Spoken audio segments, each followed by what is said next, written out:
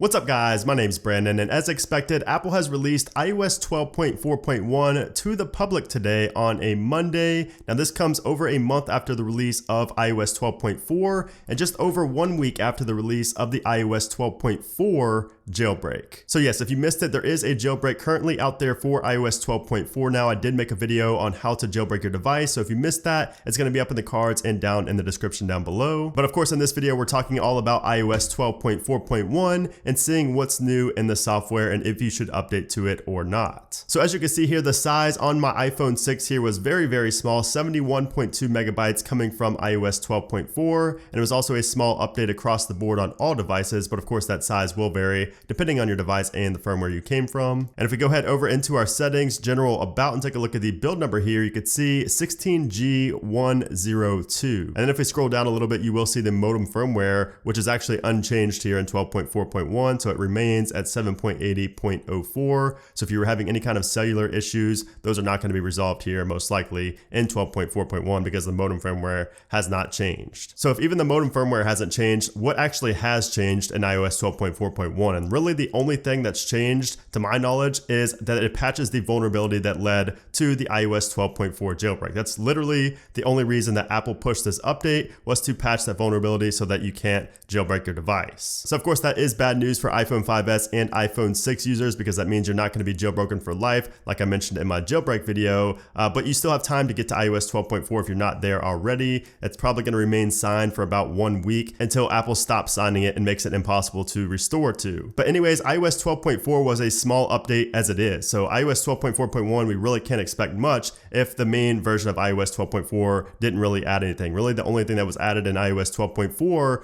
was the really cool data migration feature, which I did make a video on last month, and it also got our phones prepared for the new Apple Card. So if you got the new Apple Card, you could use that if you're on iOS 12.4 or above. Now as far as performance goes, performance was great on iOS 12.4. Of course, it's the latest, probably the last real build of iOS 12.4 is. So it was really good, really solid, really smooth. Everything seemed to flow nice. There was never any random crashes or anything like that on iOS 12.4, and I would expect iOS 12.4.1 to be the exact same. I would not expect any kind of performance improvements. I would not expect any kind of battery life improvements, which by the way, battery life on iOS 12.4 was also fantastic. So I would not expect any changes in terms of battery life or performance at all in iOS 12.4.1 compared to iOS 12.4. So if you don't get any kind of performance or battery life improvements, should you really update to iOS 12.4.1? And I would say no, definitely not. I would say to stay on iOS 12.4 because there's really no difference in 12.4 versus 12.4.1 aside from patching the vulnerability that leads to the jailbreak. Now, if you don't know anything about jailbreaking or anything like that,